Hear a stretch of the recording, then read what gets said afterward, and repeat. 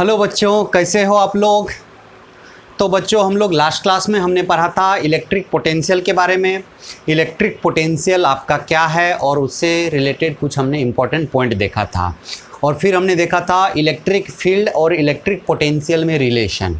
तो हमने कितना पॉइंट देखा था, है ना, 9th पॉइंट हमने देखा था ना, है ना। टोटल 9 पॉइंट देखे थे। चलिए हम लोग 10 नंबर पॉइंट हम लोग देखते हैं। 10 नंबर पॉइंट हम लोग देखेंगे यहाँ पे। 10 नंबर पॉइंट, है ना, लिखेंगे। मान लेते हैं कि आपका ये इलेक्ट्रिक फील्ड है, यूनिफॉर्म इलेक्ट्रिक फील्ड है ना। इलेक्ट्रिक फील्ड का डायरेक्शन आपका इधर है, ठीक है। इलेक्ट्रिक फील्ड का डायरेक्शन इधर है और आप यहाँ से यहाँ जा रहे हो। चलो ए से हम लोग कहाँ जा रहे हैं, बी पे जा रहे हैं। ए से बी पे जा रहे हैं हम लोग। इलेक्ट्रिक फील्ड के परपेंडिकुलर जा रहे हैं। कहाँ जा रहे हैं, इलेक्ट्रिक फील्ड के डायरेक्शन के परपेंडिकुलर हम लोग जा रहे हैं, ए से बी जा रहे हैं। तो देखते हैं क्या होता है। हम लोग जानते हैं V B minus V A is equal to, क्या बताए थे, minus integration of E dot D R, है ना। कहाँ से कहाँ गए हैं, ए से बी तक गए हैं। तो चेंज इन इलेक्ट्रिक पोटेंशियल, है ना। इनिशियल हम लोग यहाँ से यहाँ जा रहे हैं, यहाँ से यहाँ जा रहे हैं।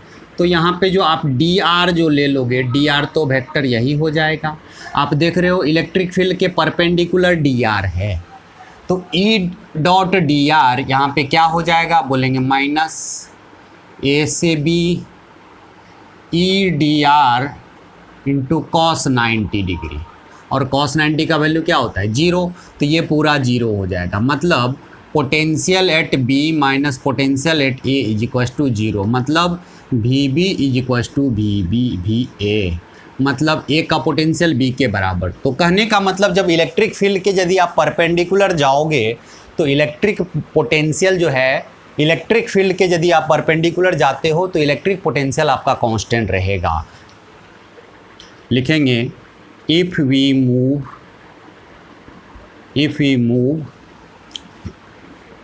along perpendicular to electric field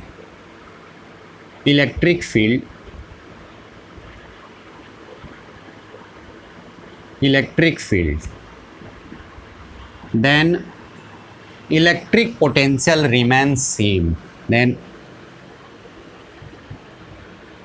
electric potential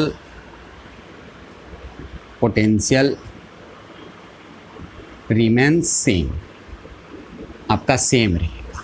electric potential आपका क्या रहेगा, सेम रहेगा, चेंज नहीं करेगा।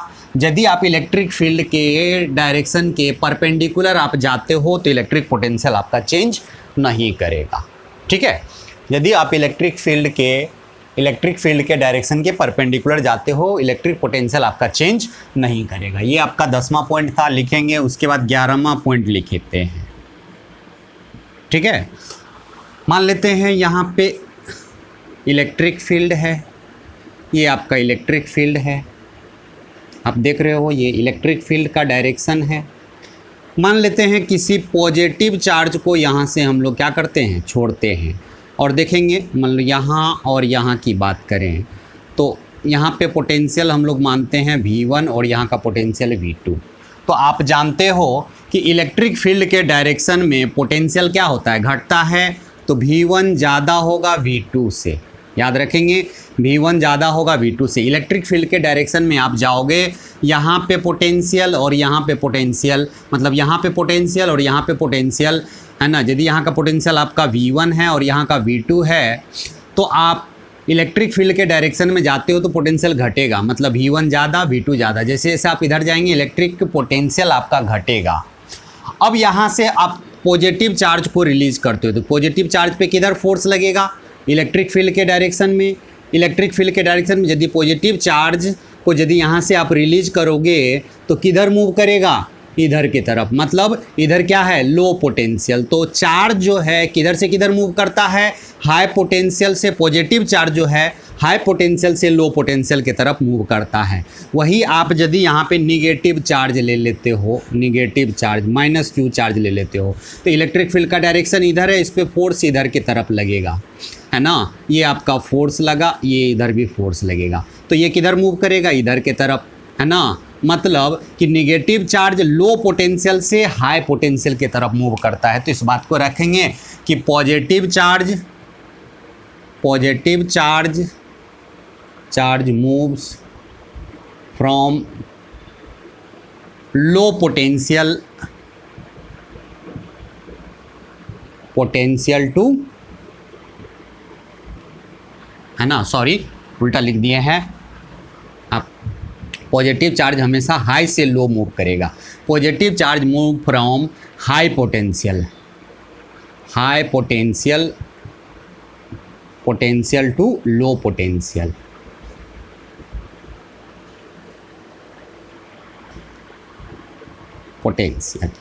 And negative charge moves from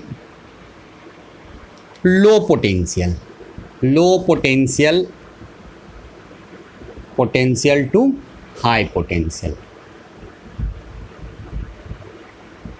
मतलब जहां भी यदि पॉजिटिव चार्ज को छोड़ दोगे, जिधर पोटेंशियल कम होगा उधर की तरफ पॉजिटिव चार्ज मूव करेगा, और यदि निगेटिव चार्ज को छोड़ दोगे तो किधर मूव करेगा, लो पोटेंशियल से हाई पोटेंशियल की तरफ। तो निगेटिव चार्ज आपका लो से हाई मूव करता है, और है ना, लो से हाई की तरफ मूव करता है, और पॉजिटिव चार्ज हाई पोटेंशियल से लो पोटेंशियल की तरफ मूव करता है। मतलब इलेक्ट्रिक फील्ड जिधर है उधर पॉजिटिव चार्ज पे फोर्स लगेगा, तो जी इलेक्ट्रिक फील्ड के डायरेक्शन में पॉजिटिव चार्ज मूव करेगा, और नेगेटिव चार्ज इलेक्ट्रिक फील्ड के अपोजिट डायरेक्शन में मूव करेगा। और इलेक्ट्रिक फील्ड के डायरेक्शन में पोटेंशियल घटता है तो पहले हाई बाद में लो आएगा, इसीलिए पॉजिटिव चार्ज हाई से लो जाता है, और नेगेटिव चार्ज लो पोटेंशियल से हाई पोटेंशियल, है ना, जाता है, मूव करता है यदि आप चार्ज को रिलीज करते हो। ठीक है, इस बात को ध्यान में रखेंगे। तो फटाफट दोनों पॉइंट को आप लोग लिख लेंगे बच्चा। चलिए 12वां पॉइंट में लिखेंगे इक्विपोटेंशियल सरफेस। बहुत इंपॉर्टेंट है, बोर्ड वगैरह में इसका डिफिनेशन आपका पूछते रहता है, क्या है इक्विपोटेंशियल सरफेस। तो चलिए इसका पहला पॉइंट, इक्विपोटेंशियल सरफेस का पहला पॉइंट लिखेंगे, the surface in which electric potential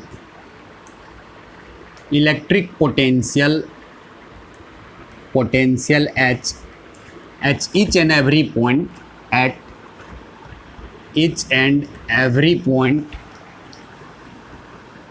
every point on surface are same, है ना, is known as equipotential surface।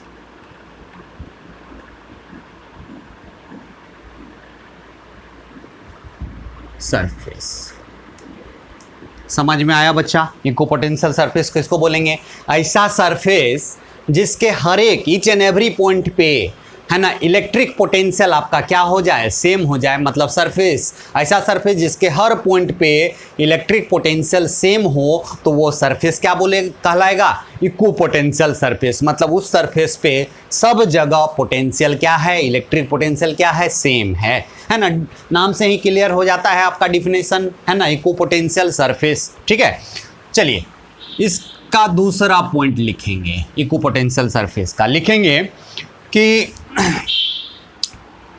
Electric field, है ना, लिखेंगे direction of electric field, direction of electric field, है ना, at equipotential surface, potential surface is always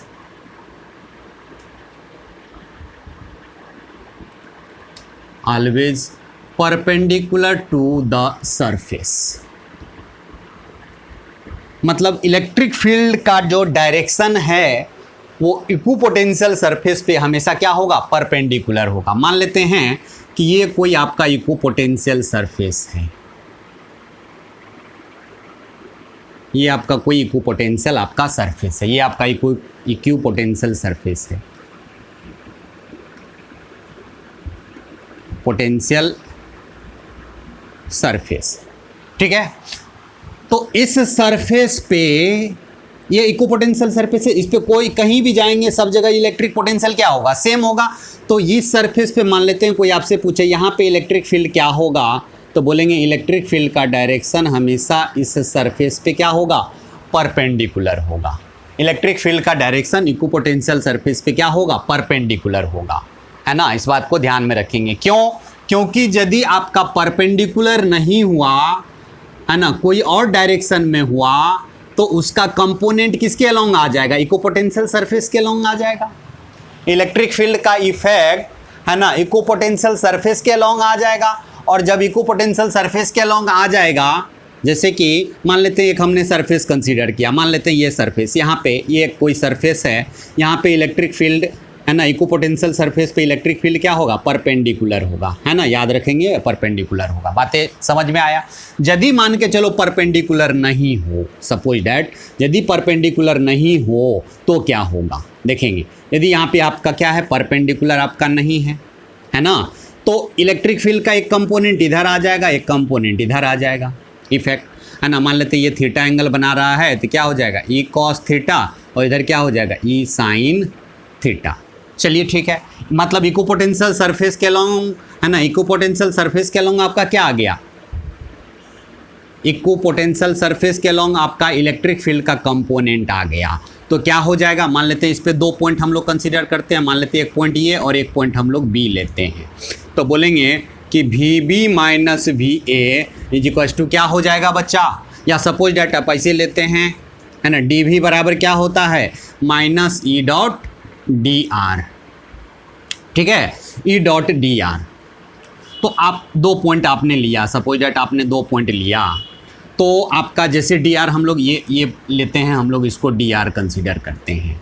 तो यदि आपका इलेक्ट्रिक फील्ड और डी आर आपस में परपेंडिकुलर, आपने, है ना, ये दोनों पॉइंट लिया है, एक ए पॉइंट है एक बी पॉइंट है ना, डी आर किसके अलोंग चला है, इक्विपोटेंशियल सरफेस के अलोंग, है ना। तो यदि इलेक्ट्रिक फील्ड 90 डिग्री नहीं होगा, है ना, तो आपका ये क्या होगा, जीरो नहीं होगा, और जीरो नहीं होगा तो डी भी आपका क्या हो जाएगा, does not equal to zero. मतलब potential at B does not equal to क्या हो जाएगा, पोटेंशियल एट ए हो जाएगा, है ना। इसीलिए ऐसा नहीं होगा, याद रखेंगे। इलेक्ट्रिक फील्ड जो होता है इक्विपोटेंशियल सरफेस पे हमेशा क्या होता है, परपेंडिकुलर होता है। ध्यान से देखेंगे, एक बार फिर से बता देते हैं कि जैसे आप डी भी बराबर लेंगे, डी भी बराबर क्या होता है, minus E dot D are. यदि इलेक्ट्रिक फील्ड आपका परपेंडिकुलर होगा सरफेस पे, तभी तो इस दोनों का डॉट प्रोडक्ट आपका क्या हो सकता है, जीरो हो सकता है। आप किसके अलोंग चले हैं, है ना, इक्विपोटेंशियल सरफेस के अलोंग आपने चला, डी आर किसके अलोंग लिया, इक्विपोटेंशियल सरफेस के अलोंग।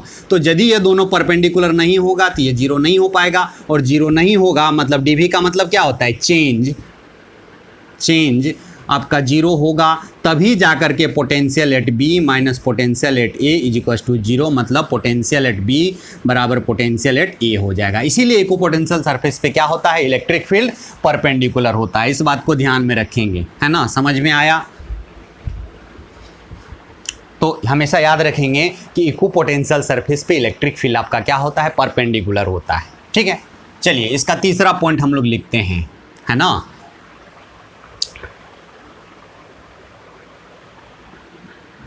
लिखेंगे potential surface due to some charge distribution,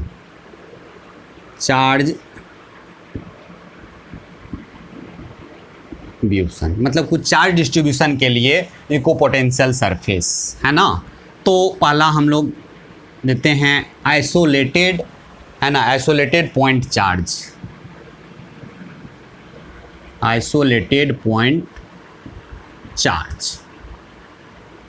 है ना, आइसोलेटेड पॉइंट चार्ज। ठीक है, तो मान लेते हैं आइसोलेटेड आप पॉइंट चार्ज लिया प्लस क्यू लिया, तो इस क्यू चार्ज के वजह से इको पोटेंशियल सरफेस क्या होगा, बोलेंगे कि यहाँ से आर डिस्टेंस पे, है ना, ये एक स्फेरिकल रीजन आप ले लेते हैं, स्फेरिकल रीजन आप कंसीडर कर लेते हैं, स्फेरिकल रीजन आप कंसीडर कर लेते हैं। तो इस सरफेस पे कोई भी पॉइंट रहे, यहाँ का पोटेंशियल क्या हो जाएगा, बोलेंगे के क्यू अपॉन आर हो जाएगा। यहाँ का पोटेंशियल क्या होगा, यहाँ का पोटेंशियल क्या हो जाएगा, बोलेंगे भी बराबर के क्यू अपॉन आर हो जाएगा। यहाँ का पोटेंशियल क्या होगा, बोलेंगे यहाँ का भी पोटेंशियल क्या होगा, भी बराबर के क्यू अपॉन आर हो जाएगा, है ना। तो आर, इस चार्ज से आर डिस्टेंस पे कुछ भी लेंगे, कोई भी पॉइंट लेंगे, तो सब जगह का पोटेंशियल क्या होगा, सेम होगा। तो क्यू चार्ज से आर डिस्टेंस पे सरफेस क्या बनेगा, स्फेरिकल सरफेस। तो लिखेंगे कि equipotential surface, potential surface due two point charge isolated point charge is spherical. ठीक है, मतलब आपका क्या होगा, स्फेरिकल होगा। ठीक, चलिए फटाफट इतना लिखेंगे बच्चा। तो आपने देखा कि आइसोलेटेड पॉइंट चार्ज के वजह से प्लस क्यू चार्ज के वजह से आपका क्या होगा, है ना, स्फेरिकल होगा ऐसे, है ना। ये सारा स्फेयर क्या है, इक्विपोटेंशियल सरफेस। मान लेते हैं ये कितना दूरी पे है, r1 दूरी पे, ये कितना दूरी पे, r2 डिस्टेंस पे, ये कितना डिस्टेंस पे, r3 डिस्टेंस पे। सारा क्या है, इक्विपोटेंशियल सरफेस। ये तीनों के तीनों सब क्या है बच्चा, ये भी सरफेस, ये भी सरफेस, ये भी सरफेस, आपका क्या है, equipotential surface, potential spherical surface.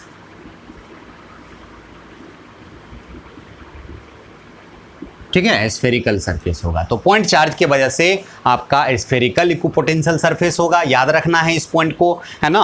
तो जब भी आपको बताएगा, और इलेक्ट्रिक फील्ड लाइन यदि बनाना होगा तो इस इलेक्ट्रिक फील्ड लाइन ऐसे बनता है, इलेक्ट्रिक फील्ड लाइन हम लोग ऐसे बनाते हैं, इलेक्ट्रिक फील्ड लाइन ऐसे बनाते हैं।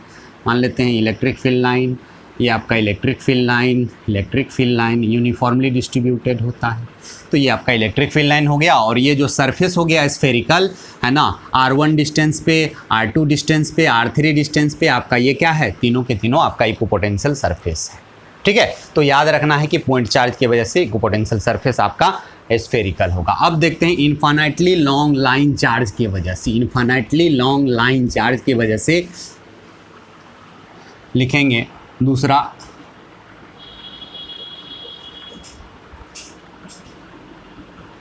Infinitely long line charge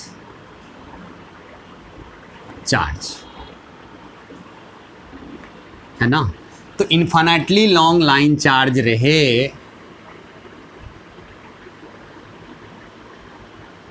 infinitely long line charge रहे, तो यहाँ से r डिस्टेंस पे, है ना, r डिस्टेंस पे आप देखा था कि इस r डिस्टेंस पे इस है ना, इन्फाइनाइटली लॉन्ग लाइन चार्ज से x डिस्टेंस पे इलेक्ट्रिक फील्ड कितना होता था, तो 2k लैम्डा अपॉन r होता था, है ना। तो याद रखेंगे infinitely long line charge r distance पे यहाँ से ऐसे ऐसे घूमेंगे तो कैसा सरफेस बनेगा, सिलिंड्रिकल सरफेस बनेगा। तो याद रखेंगे ये इसका जो इक्विपोटेंशियल सरफेस होगा आपका सिलिंड्रिकल होगा। कैसा सरफेस होगा, सिलिंड्रिकल सरफेस होगा, है ना। इक्विपोटेंशियल सरफेस आपका कैसा होगा, सिलिंड्रिकल होगा। यही आपका इक्विपोटेंशियल सरफेस है, पोटेंशियल सरफेस है। और इलेक्ट्रिक फील्ड लाइन खींचना होगा तो ऐसे इलेक्ट्रिक फील्ड लाइन होगा। ये आपका इलेक्ट्रिक फील्ड लाइन है, ये आपका क्या है, electric field lines, electric field lines, है ना। तो क्या देख रहे हो आप, इलेक्ट्रिक फील्ड लाइन जो है ना, इलेक्ट्रिक फील्ड का डायरेक्शन होता है, ये इक्विपोटेंशियल सरफेस पे क्या होगा, परपेंडिकुलर होगा, है ना। तो इलेक्ट्रिक फील्ड लाइंस जो है वो इक्विपोटेंशियल सरफेस पे आपका परपेंडिकुलर होता है। इस बात को भी ध्यान रखेंगे कि इक्विपोटेंशियल सरफेस पे आपका इलेक्ट्रिक फील्ड लाइंस जो है परपेंडिकुलर होगा, ठीक है। तो equipotential surface, potential surface due to infinitely long line charge, due to infinitely long line charge is cylindrical surface, cylindrical surface। कैसा सरफेस होगा? सिलिंड्रिकल। तीसरा पॉइंट हम लोग आते हैं, तीसरा जो आपका है uniform electric field. Uniform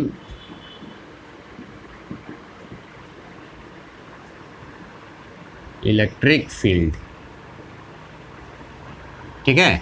uniform electric field के वजह से equipotential potential surface due to uniform electric field is plane perpendicular to electric field, है ना। प्लेन होगा जो कि किस पे परपेंडिकुलर होगा? इलेक्ट्रिक फील्ड पे। मान लेते हैं ये यूनिफॉर्म इलेक्ट्रिक फील्ड है। हमने यूनिफॉर्म इलेक्ट्रिक फील्ड कैसा बनाया था? Parallel and equally space electric field line represent uniform electric field, है ना। तो ये आपका यूनिफॉर्म इलेक्ट्रिक फील्ड हो गया, यूनिफॉर्म इलेक्ट्रिक फील्ड है ना। तो यहाँ पे जो आपका क्या इक्विपोटेंशियल सरफेस जो होगा वो क्या होगा? इस तरह से कोई प्लेन होगा,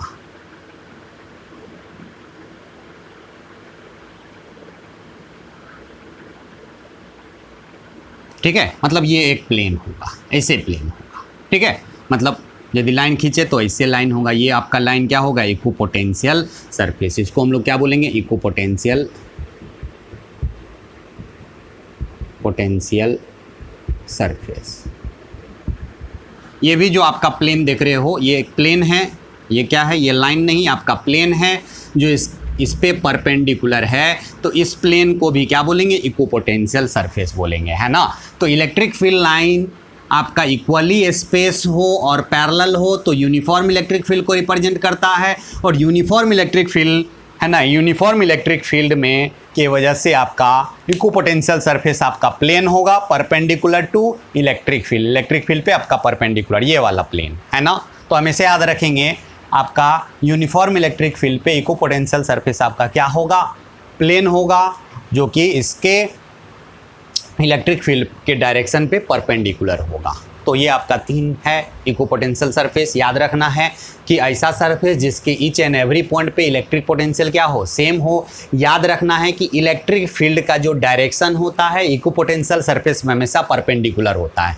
यदि परपेंडिकुलर नहीं होगा तो यहाँ पे ये जीरो नहीं हो पाएगा। मतलब डी वी, है ना, डी वी बराबर क्या होता है? Minus E dot D are. यदि डी आर आप इक्विपोटेंशियल सरफेस के अलॉन्ग लेते हो तो आपका सरफेस के along change in electric potential क्या होना चाहिए? जीरो। ये तभी होगा जब ये दोनों आपस में क्या हो? परपेंडिकुलर। तो यदि डी आर मतलब आप चल रहे हो इक्विपोटेंशियल सरफेस के अलॉन्ग तो डी आर हो गया, है ना। तो D R E dot D are क्या होना चाहिए? जीरो हो जाना चाहिए। तभी होगा जब ये दोनों का डॉट प्रोडक्ट, है ना, तब ये जीरो होगा जब दोनों क्या हो? परपेंडिकुलर हो। मतलब इलेक्ट्रिक फील्ड इक्विपोटेंशियल सरफेस पे मस्ट भी परपेंडिकुलर होगा। तो इस बात को ध्यान में रखेंगे और फटाफट इसको नोट कर लेंगे बच्चा। आगे हम लोग देखते हैं।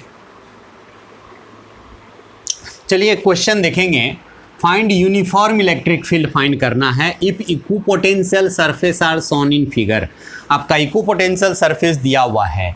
मतलब ये एक लाइन जो आप देख रहे हो ये सरफेस है, ये भी सरफेस है, ये भी सरफेस है ना। और कितना है? ये पॉइंट कहाँ से जा रहा है? -10,0 से। ये कहाँ से जा रहा है? ओरिजिन से जा रहा है। 0,0 से जा रहा है। और ये फिर कहाँ से जा रहा है? 10,10 से। मतलब इक्वल डिस्टेंस है। ये भी 10, ये भी 10 इक्वल डिस्टेंस है। आप देख रहे हो कि इलेक्ट्रिक इक्विपोटेंशियल सरफेस में पोटेंशियल, इस सरफेस का पोटेंशियल 60 है, ये सरफेस का पोटेंशियल 20 वोल्ट है और ये -20 वोल्ट। तो पोटेंशियल का डिफरेंस भी कितना का है? 40 का, मतलब इक्वल पोटेंशियल डिफरेंस है यहाँ से यहाँ और यहाँ से यहाँ, डिस्टेंस भी इक्वल और पोटेंशियल डिफरेंस भी इक्वल। तो ये आपका इक्विपोटेंशियल सरफेस है। अब हमको निकालना है इलेक्ट्रिक फील्ड निकालना है। तो हम लोग कैसे निकालेंगे बच्चा इलेक्ट्रिक फील्ड? तो हम लोग बोलेंगे कि ये तीनों लाइन आपस में पैरेलल है, चूँकि सब 30 एंगल बना रहा है। तो हम लोग जानते हैं कि इक्विपोटेंशियल सरफेस पे इलेक्ट्रिक फील्ड क्या होता है? परपेंडिकुलर। तो मान लेते हैं ये परपेंडिकुलर हम लोग खींच लेते हैं एक लाइन, ये परपेंडिकुलर लाइन खींच दिए। तो इलेक्ट्रिक फील्ड का डायरेक्शन इधर ही कहीं होगा, नीचे होगा कि ऊपर होगा? तो हम लोग बोलेंगे कि इलेक्ट्रिक फील्ड का डायरेक्शन जो होता है डिक्रीजिंग, इलेक्ट्रिक फील्ड के डायरेक्शन में पोटेंशियल घटता है। घट किधर रहा है? ऊपर की तरफ, ऊपर की तरफ घट रहा है, मतलब इलेक्ट्रिक फील्ड का डायरेक्शन यही होगा। ठीक है, इलेक्ट्रिक फील्ड का यही आपका डायरेक्शन होगा। चलिए ठीक है, बहुत बढ़िया। अब हम लोग निकालते हैं कि इलेक्ट्रिक फील्ड होगा कितना। ठीक है, तो ये 30 है, ये परपेंडिकुलर है, तो ये आपका कितना हो जाएगा? बोलेंगे ये 60 हो जाएगा। चलिए इस पॉइंट को हम लोग ए का नाम देते हैं, ये पॉइंट आपका बी है, ये आपका ओरिजिन है, वो मान लेते हैं। ठीक है, चलिए अब हम लोग इसको सॉल्व करते हैं। कैसे सॉल्व करेंगे, है ना? तो ओ हम लोग कहाँ से कहाँ जा रहे हैं? ओ से ए के तरफ जा रहे हैं, ओ से ए के तरफ, है ना? तो ओ ए वेक्टर क्या हो जाएगा? ओ ए वेक्टर, है ना? ओ ए वेक्टर क्या होगा? बोलेंगे कि ओ ए वेक्टर हो जाएगा एक के, है ना? ओ ए जो वेक्टर होगा ए का कोऑर्डिनेट में से ओ, है ना, और ओ का कोऑर्डिनेट घटा लेंगे, है ना? तो ए का कोऑर्डिनेट क्या है? 10,0 आई कैप प्लस 0 - 0 जे कैप। तो कितना हो गया बच्चा? 10 आई कैप। ठीक है, हम लोग यही जा रहे हैं और यही हमारा क्या हो जाएगा? आर हो जाएगा, यही हमारा आर हो जाएगा। चलिए ठीक है, हम लोग जानते हैं कि जब इलेक्ट्रिक फील्ड यूनिफॉर्म हो, यदि यूनिफॉर्म इलेक्ट्रिक फील्ड हो, है ना, यदि इलेक्ट्रिक फील्ड यूनिफॉर्म हो तो VA माइनस VO बराबर क्या हो जाएगा? -E.R। ठीक है, E डॉट क्या चीज़? R हो जाएगा, E.R हो जाएगा। अब बच्चा बोलेंगे यहाँ पे R और इलेक्ट्रिक फील्ड के बीच का एंगल कितना है? 60 डिग्री, है कि नहीं? E और R के बीच का एंगल आपका कितना है? 60 डिग्री है। और देखेंगे A का पोटेंशियल कितना है? A का इलेक्ट्रिक पोटेंशियल बोलेंगे -20 और O का इलेक्ट्रिक पोटेंशियल कितना है? बोलेंगे 20, है ना? इतना इज इक्वल्स टू, देखेंगे x आपका मीटर में है तो ठीक है, देख लेंगे यहाँ पे, यदि x सेंटीमीटर में होगा तो मीटर में कन्वर्ट कर लेंगे हम लोग। और इलेक्ट्रिक फील्ड और R के बीच का एंगल, इलेक्ट्रिक फील्ड और R के बीच का एंगल यहाँ पे क्या है? 60 डिग्री। तो बोलेंगे E/R × cos 60 डिग्री। ठीक है, तो यहाँ पे कितना हो गया? -40 इज इक्वल्स टू, E का वैल्यू नहीं पता है लेकिन R का वैल्यू हमको पता है, क्या है? 10 है। और cos 60 का वैल्यू 1/2 होता है, ये 5 से कट गया, ये माइनस से माइनस कट गया और कितना होता है? 8 5, है ना, 40। यानी कि इलेक्ट्रिक फील्ड जो आपका आ गया, इलेक्ट्रिक फील्ड का मैग्नीट्यूड 8 वोल्ट पर मीटर। लेकिन ये तो मैग्नीट्यूड आया। अब देखेंगे इलेक्ट्रिक फील्ड का डायरेक्शन इधर है और इसका मैग्नीट्यूड 8 वोल्ट है, तो इलेक्ट्रिक फील्ड होगा क्या? वेक्टर के फॉर्म में। तो मैग्नीट्यूड 8 है, इसका 2 कंपोनेंट होगा, एक कंपोनेंट x एक्सिस के लॉन्ग, एक कंपोनेंट y एक्सिस के लॉन्ग। तो लिखेंगे E cos 60 degree plus E, है ना, E cos 60 degree I cap plus E sin 60 degree J cap. ठीक है, तो E का वैल्यू कितना है? 8, cos 60 का वैल्यू 1/2 आई कैप हो गया प्लस 8, है ना, sin 60 का वैल्यू √3/2 इंटू जे कैप। तो इलेक्ट्रिक फील्ड जो आपका हो गया कितना हो गया? ये काट लेंगे तो 4 आई कैप प्लस 4 √3 जे कैप। ये आपका इसका वेक्टर के फॉर्म में इलेक्ट्रिक फील्ड आ गया। उसका मैग्नीट्यूड तो कितना है? आप देख रहे हो 8। यदि मैग्नीट्यूड निकालना होगा तो यही आंसर खत्म। यदि वेक्टर के फॉर्म में आपका आंसर है ऑप्शन में तो इस फॉर्म में हम लोग लिख लेंगे, है ना। तो चलिए फटाफट इसको नोट करेंगे। हमने क्या किया एक बार फिर से देखेंगे। ये क्या है, इक्विपोटेंशियल सरफेस है ना। और इक्विपोटेंशियल सरफेस है और आपका इक्विपोटेंशियल सरफेस रहे और इक्वल डिस्टेंस में यदि है ना इलेक्ट्रिक पोटेंशियल का चेंज इक्वल हो। यहाँ पे चेंज कितना है 40 का, इधर भी चेंज कितना का है 40 का, और डिस्टेंस भी आप क्या देख रहे हो, है ना, डिस्टेंस भी आपका 10 है। यदि ऐसा हो गया तो मस्ट भी इलेक्ट्रिक फील्ड आपका क्या हो जाएगा, है ना, यूनिफॉर्म होगा। इलेक्ट्रिक फील्ड आपका यूनिफॉर्म हो गया। चलो ठीक है, इलेक्ट्रिक फील्ड यूनिफॉर्म, उससे दे भी दिया कि यूनिफॉर्म इलेक्ट्रिक फील्ड ही निकालना है। तो चलो हम लोग यूनिफॉर्म इलेक्ट्रिक फील्ड निकालेंगे।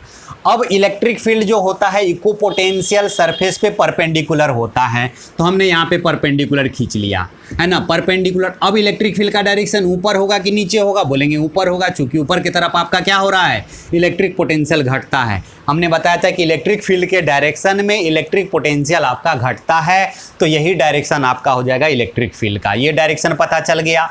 अब हम लोग चलो यहीं पे 2 पॉइंट ले लिए, ओ से ए तक जा रहे हैं, ओ से ए तक जा रहे हैं, तो हमारा पोजीशन ये आर कितना, डिस्प्लेसमेंट वेक्टर कितना हो गया, आर कितना हो गया, तो बोलेंगे यही तो आर है, यही आर वेक्टर है, ओ ए आपका आर वेक्टर है। ओ ए बराबर क्या हो जाएगा, तो ए के कोऑर्डिनेट में से ओ का कोऑर्डिनेट घटा लेंगे, तो इसका एक्स कोऑर्डिनेट 10 है, 10 माइनस 0 आई कैप प्लस 0 माइनस 0 जे कैप, मतलब 10 आ गया। मतलब आर का मैग्नीट्यूड यदि बोलें तो आर का मैग्नीट्यूड कितना है, आर का यदि वैल्यू है तो कितना बोलेंगे 10 मीटर है।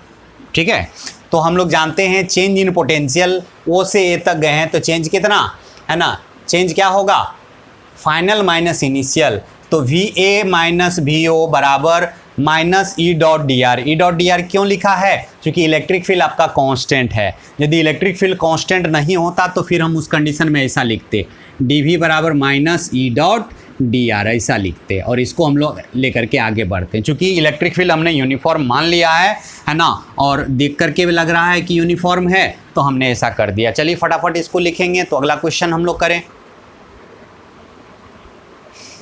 अच्छा, एक क्वेश्चन देखेंगे, आपका दे दिया है एक्स एक्सिस और वाई एक्सिस दोनों आपका सेंटीमीटर में है, मतलब ये कोऑर्डिनेट आपका सेंटीमीटर में है, याद रखेंगे।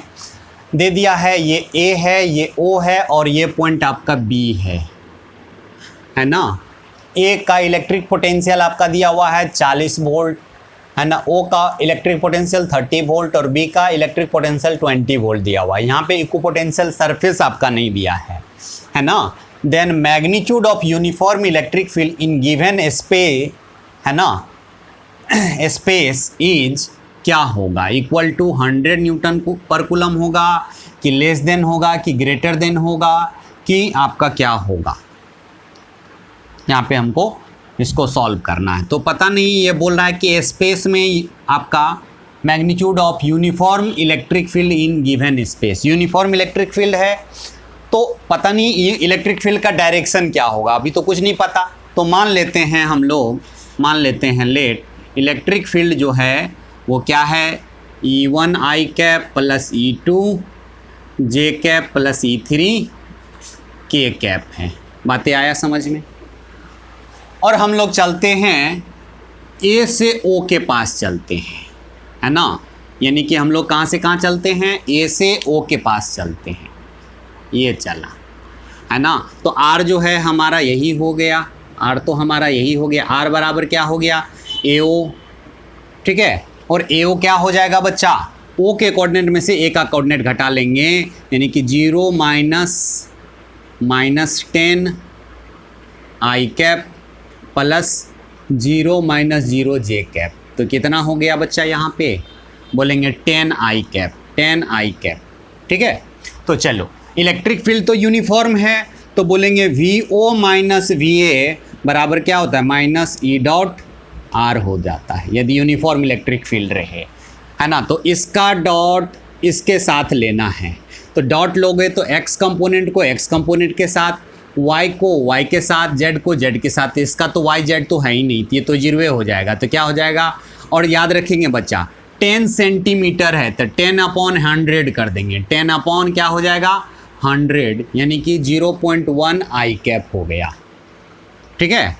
चलिए अब हम लोग देखते हैं ओ का इलेक्ट्रिक पोटेंशियल कितना है 30, तो 30 माइनस 40 is equal to minus E dot R. Electric field का डॉट आर से लेंगे तो ये इसमें मल्टीप्लाई हो जाएगा, मतलब 0.1 इंटू E1 हो जाएगा। ठीक है, तो यहाँ पे आपका कितना हो गया बच्चा, कितना हो गया, ये आपका -10 बराबर -1/10 इंटू E1, माइनस से माइनस चला गया, E1 की जो वैल्यू हो गया वो कितना हो गया 100 न्यूटन पर कूलम या वोल्ट पर मीटर भी बोलते हैं, दोनों में से दोनों यूनिट होता है।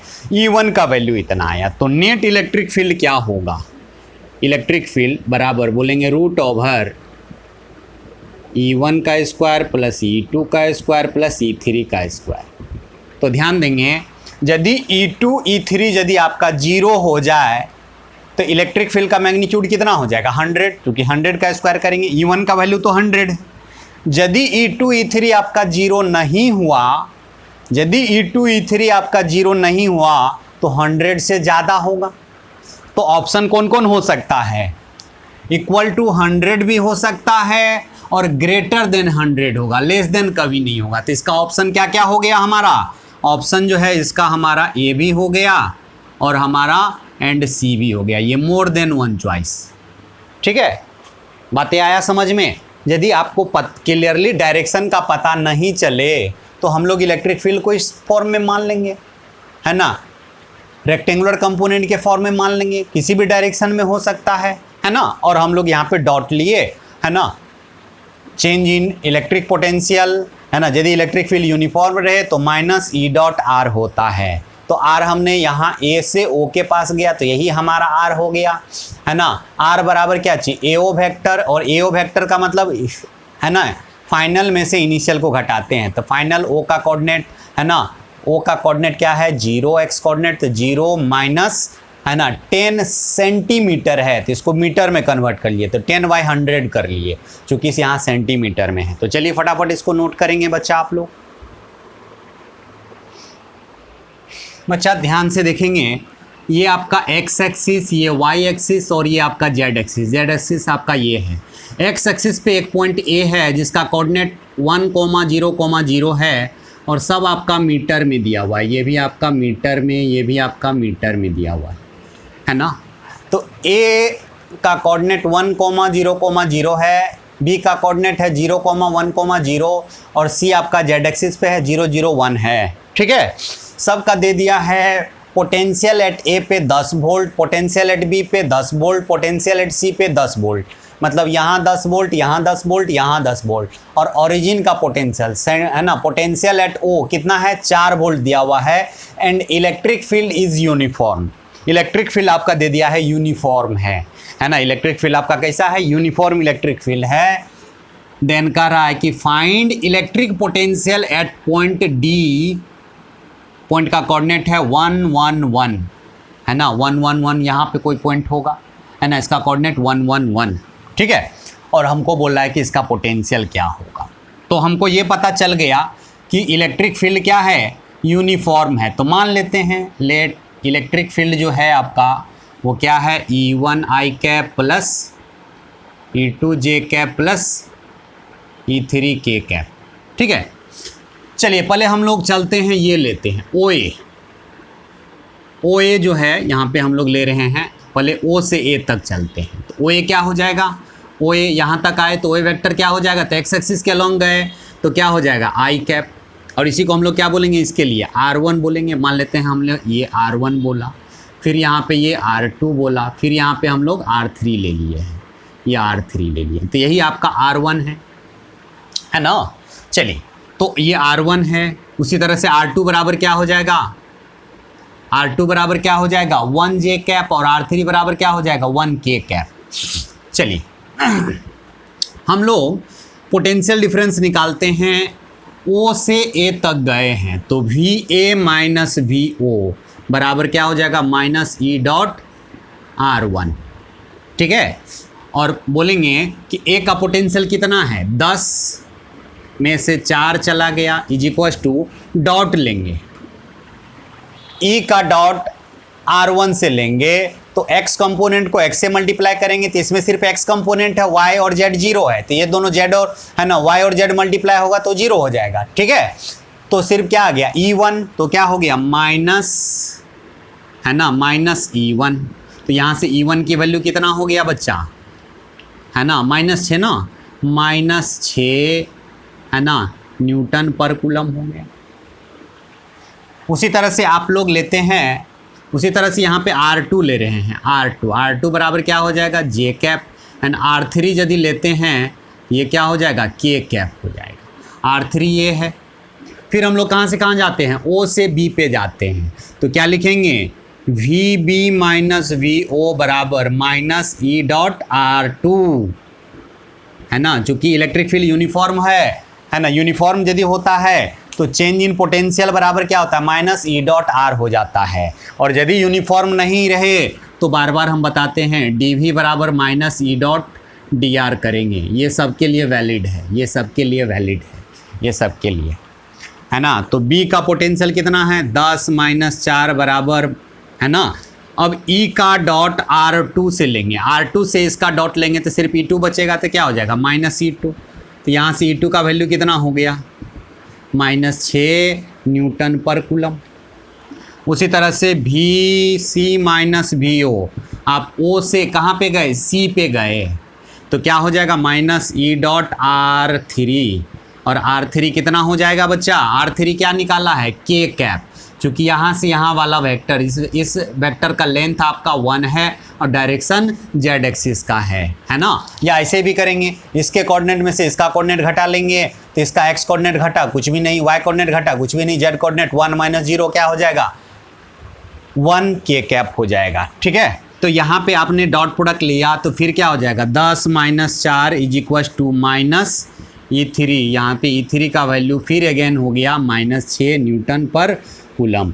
तो देयरफॉर आपका इलेक्ट्रिक फील्ड कितना हो गया, बोलेंगे -6 I cap -6 J cap -6 K cap हो गया। ये आपका इलेक्ट्रिक फील्ड हो गया।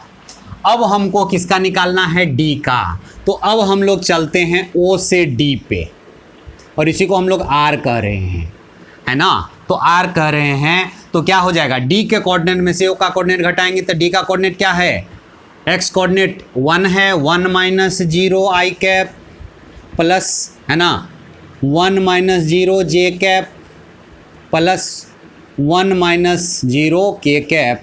तो आपका ये वेक्टर क्या हो गया I cap plus J cap plus K cap. ठीक है, I cap plus J cap plus K cap.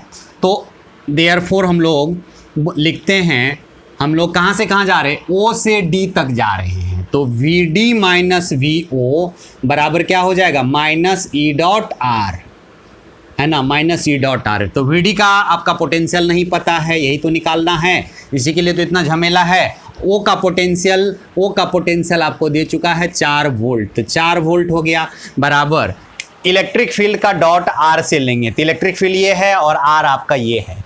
ठीक है, देख रहे हैं R आपका यहाँ पे है, तो क्या हो जाएगा 6 × 1 -6, फिर 6 -6 × 1 क्या हो जाएगा फिर -6, और फिर -6 × 1 फिर क्या हो जाएगा -6। ठीक है, तो यहाँ पे कितना हो गया 6 6 12 6 18, इधर 18 -18 आगे में माइनस है प्लस 18 हो गया, उधर चला जाएगा। तो VD का वैल्यू कितना हो जाएगा 22 वोल्ट, यहाँ से आ गया आपका 22 वोल्ट। फटाफट लिख लेंगे, बहुत ही बढ़िया क्वेश्चन है ना। चलिए फटाफट इसको नोट करेंगे बच्चा आप लोग। करा है if electric field is uniform then find VB minus VA। आपका यूनिफॉर्म इलेक्ट्रिक फील्ड दिया हुआ है, इलेक्ट्रिक फील्ड का मैग्नीट्यूड कितना है 10 न्यूटन पर कूलम। तो बोल रहा है ना B और A का पोटेंशियल डिफरेंस क्या होगा, मतलब VB माइनस VA हमको निकालना है। इलेक्ट्रिक फील्ड तो यूनिफॉर्म है, तो सबसे पहले तो हम लोग इलेक्ट्रिक फील्ड को वेक्टर के फॉर्म में लिख लें। इलेक्ट्रिक फील्ड वेक्टर के फॉर्म में, इसका मैग्नीट्यूड कितना है 100 है, और एंगल कितना बना रहा है एक्स एक्सिस से 37। तो क्या लिखेंगे 100 cos 37 degree I cap plus 100 sin 37 degree J cap. हमने रेक्टेंगुलर कंपोनेंट के फॉर्म में लिख लिया, एक एक्स एक्सिस के लॉन्ग, एक वाई एक्सिस के लॉन्ग। तो कितना हो गया बच्चा, 100 इंटू कॉस 37 की वैल्यू 4/5 आई कैप प्लस 100 इंटू 3/5 जे कैप आपका हो गया। ये आपका 20 से, ये भी आपका कितना से 20 से, कितना हो गया 80 आई कैप प्लस 60 जे कैप। यही आपका इलेक्ट्रिक फील्ड हो गया। ठीक है, ये आपका इलेक्ट्रिक फील्ड आपका यहाँ पे दिया हुआ है।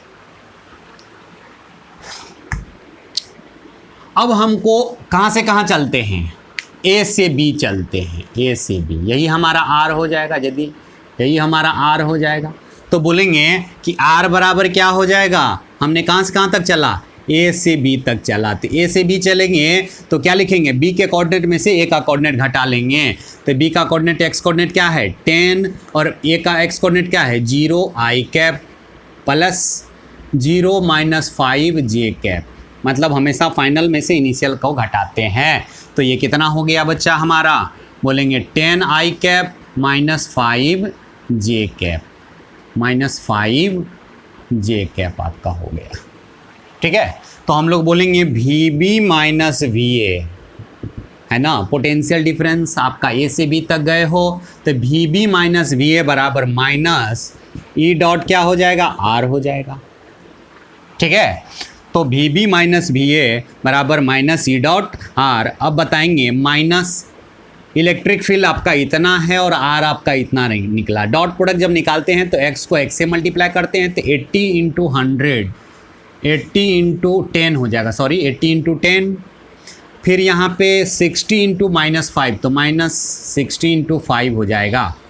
कितना हो गया V B minus V A, V B minus V A आपका जो है यहाँ पे कितना हो गया 800 और यहाँ पे 300, कितना हो जाएगा 500 -500 वोल्ट का पोटेंशियल डिफरेंस रहेगा, है ना। मतलब बी का पोटेंशियल कम ए का ज़्यादा, बी का पोटेंशियल कम ए का आपका ज़्यादा है।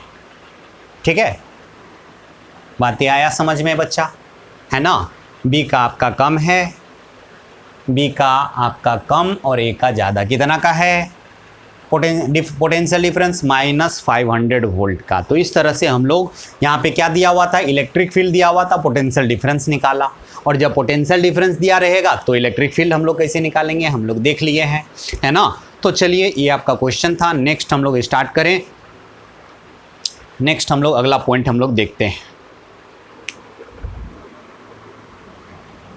देखेंगे electric potential due to uniform charge spherical shell, है ना। ये आपका यूनिफॉर्म चार्ज स्फेरिकल सेल है। मतलब सेल का मतलब क्या हो गया, होलो स्फीयर। इसके कहाँ पे चार्ज होगा, इसके सरफेस पे चार्ज होगा। ठीक है, इसके सरफेस पे चार्ज है।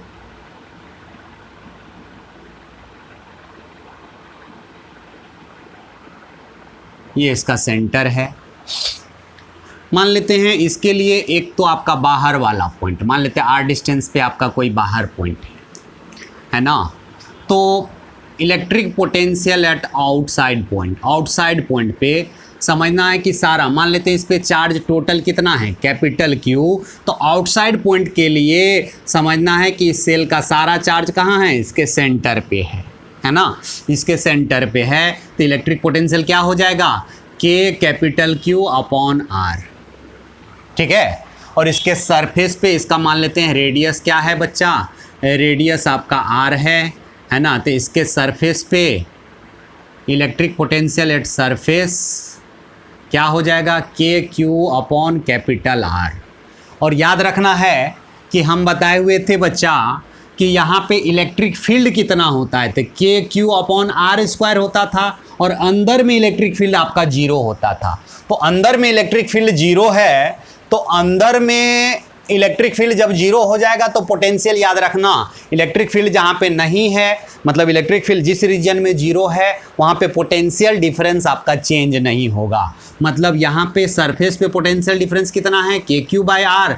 तो अंदर के किसी पॉइंट के लिए इलेक्ट्रिक पोटेंशियल इनसाइड पॉइंट के लिए हमेशा क्या होगा, KQ/R ही होगा। मतलब अंदर में इलेक्ट्रिक पोटेंशियल क्या होगा, कांस्टेंट रहेगा। अंदर में इलेक्ट्रिक फील्ड इलेक्ट्रिक पोटेंशियल आपका कांस्टेंट होगा और इलेक्ट्रिक फील्ड अंदर में क्या होता है आपका जीरो होता है, अंदर में इलेक्ट्रिक फील्ड आपका जीरो होता है।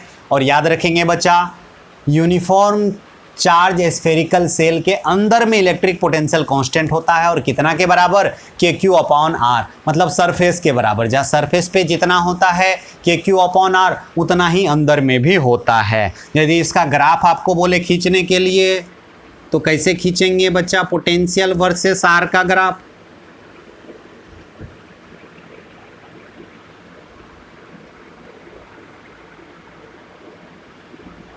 ये आपका बीच में सेंटर है, बोलेंगे यहाँ से यहाँ तक सेंटर पे अंदर में कहीं भी क्या रहेगा, यूनिफॉर्म रहेगा। और इसका वैल्यू क्या होगा बच्चा, के क्यू अपॉन आर होगा इलेक्ट्रिक पोटेंशियल। उसके बाद आपका के क्यू बाई आर इस तरह से घटेगा, है ना, इधर भी आपका इस तरह से आपका इलेक्ट्रिक फील्ड घटेगा। ये किसका इक्वेशन हो गया, इधर क्या हो गया, के क्यू अपॉन स्मॉल आर। मतलब जैसे जैसे आप है ना बाहर जाएंगे आउटसाइड पॉइंट पे के q by small r distance पे डिपेंड करेगा और अंदर में कहीं भी क्या होगा, कांस्टेंट होगा, है ना। लिखेंगे कि electric potential inside uniform charge spherical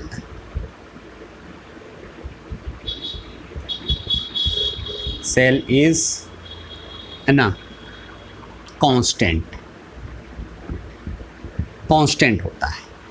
मतलब आपका जो यूनिफॉर्म स्फेरिकल सेल होता है ये क्या होता है आपका, है ना, इक्विपोटेंशियल बॉडी। ये आपका क्या है, इक्विपोटेंशियल बॉडी हो जाता है ना। ये इसके बॉडी पूरे बॉडी में कहीं भी चाहे अंदर हो या बाहर हो कहीं भी आपका इलेक्ट्रिक पोटेंशियल क्या होगा, के क्यू अपॉन आर होगा, है ना। Electric potential inside uniform charge spherical cell is constant. और ये वैल्यू कितना के बराबर होता है, इनसाइड पॉइंट पे, इनसाइड में आपका हमेशा होगा के क्यू अपॉन आर, जहाँ पे आर क्या है, रेडियस। तो रेडियस तो आपका कांस्टेंट है, डिस्टेंस पे डिपेंड नहीं किया, लेकिन आउटसाइड पॉइंट के लिए आपका डिस्टेंस पे डिपेंड करेगा, के क्यू अपॉन स्मॉल आर हो जाएगा, के क्यू अपॉन स्मॉल आर। तो फटाफट इसको नोट करेंगे बच्चा, है ना, और याद रखेंगे, है ना। एक्सप्लेनेशन का कोई ज़रूरत नहीं है, सिर्फ फार्मूला याद करेंगे, है ना।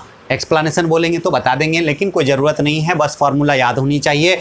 आउटसाइड पॉइंट के लिए समझना है कि इसका सारा चार्ज कहाँ है, सेंटर पे, और इनसाइड के लिए ये कांस्टेंट होगा। कितना होगा, के क्यू अपॉन आर होगा, के क्यू अपॉन आर होगा। सरफेस पे भी के क्यू अपॉन आर, अंदर भी K Q upon R, capital R, जहाँ पे कैपिटल आर का तो वैल्यू चेंज नहीं होगा, कैपिटल आर क्या है, रेडियस है।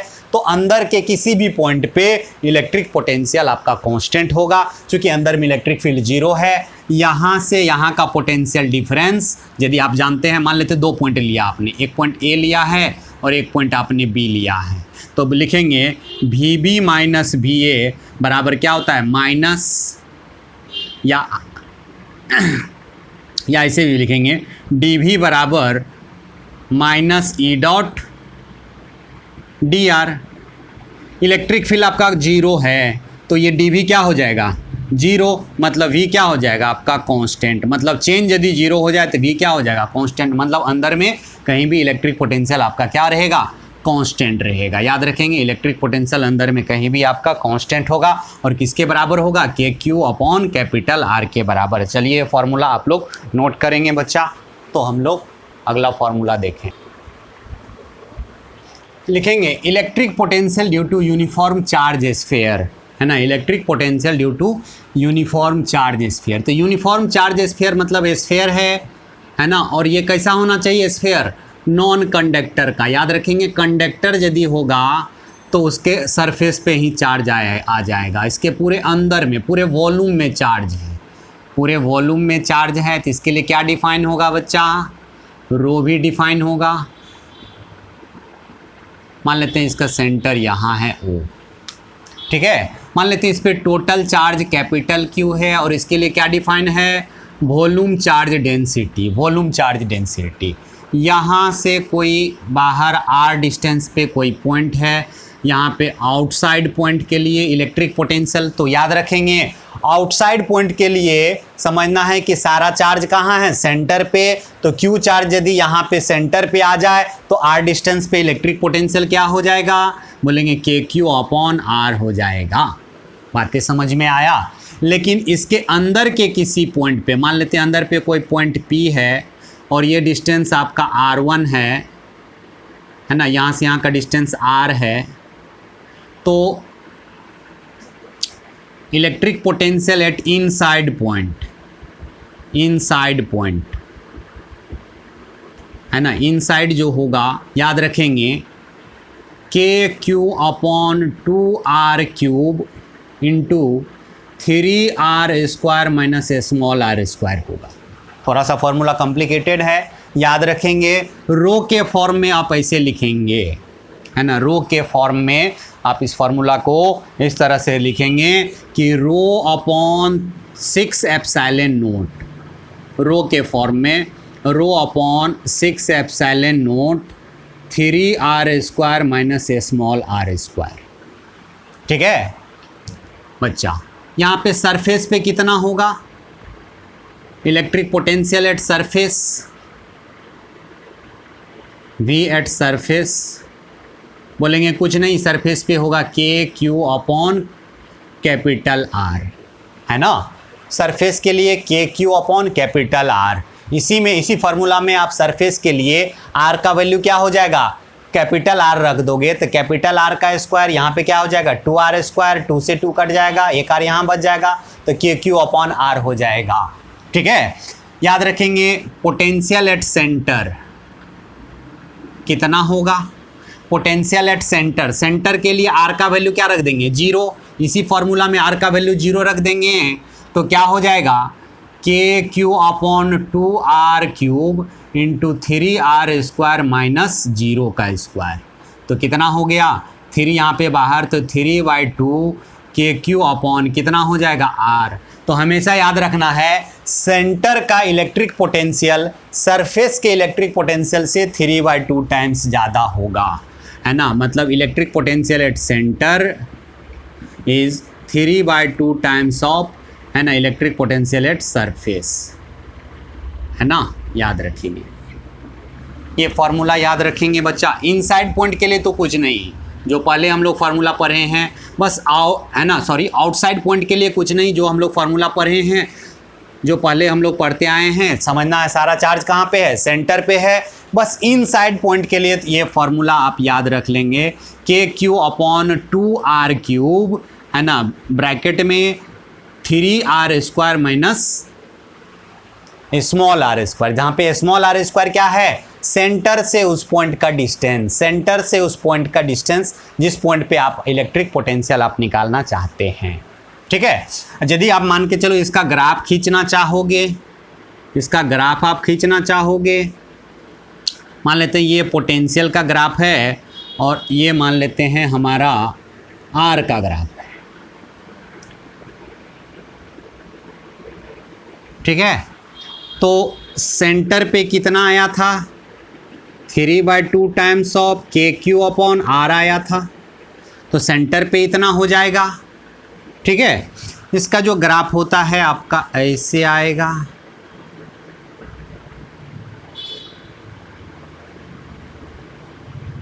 ये आपका सरफेस पे क्या होता है के क्यू अपॉन R, और उसके बाद ये ग्राफ ऐसे, ठीक है, ये आपका जो पॉइंट हो गया ये R बराबर कैपिटल R हो गई, और यहाँ पे R का वैल्यू क्या हो जाएगा 0 हो जाएगा।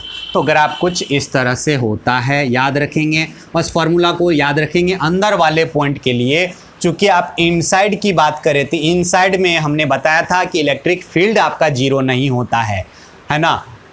इलेक्ट्रिक फील्ड के बारे में हमने क्या बताया था, याद करेंगे बच्चा, इलेक्ट्रिक फील्ड के बारे में हमने बताया था, जैसे ये आपका यूनिफॉर्म चार्ज स्फीयर है, तो आउटसाइड पॉइंट के लिए इलेक्ट्रिक फील्ड हमने बताया था कि रेडियली आउटवर्ड होगा और के क्यू अपॉन R स्क्वायर होगा। लेकिन अंदर वाले पॉइंट के लिए, इनसाइड पॉइंट के लिए हमने बताया था कि रो अपॉन 3 एप्सिलॉन नोट, है ना, इंटू R। ठीक है, rho upon 3 epsilon naught into R, ये बताया था।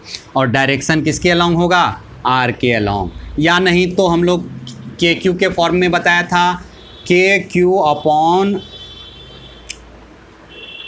Upon R square into R, हमने ये बताया था।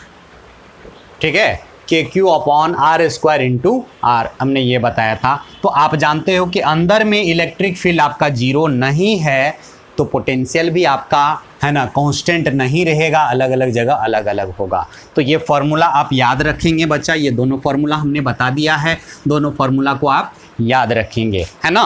बोलेंगे तो इसका एक्सप्लेनेशन भी दे देंगे, लेकिन अभी फ़िलहाल इसको याद रख लेना है दोनों फार्मूला को। ठीक है, कोई दिक्कत बच्चा? तो चलिए हम लोग मिलते हैं अगले क्लास में। आज का हम लोग यहीं ख़त्म करते हैं, फिर अगले क्लास में हम लोग पढ़ने वाले हैं डायपोल के वजह से इलेक्ट्रिक पोटेंशियल। तो अगला क्लास हम लोग डायपोल के वजह से इलेक्ट्रिक पोटेंशियल हम लोग देखेंगे। ठीक है, मिलते हैं हम लोग अगले क्लास में बच्चा।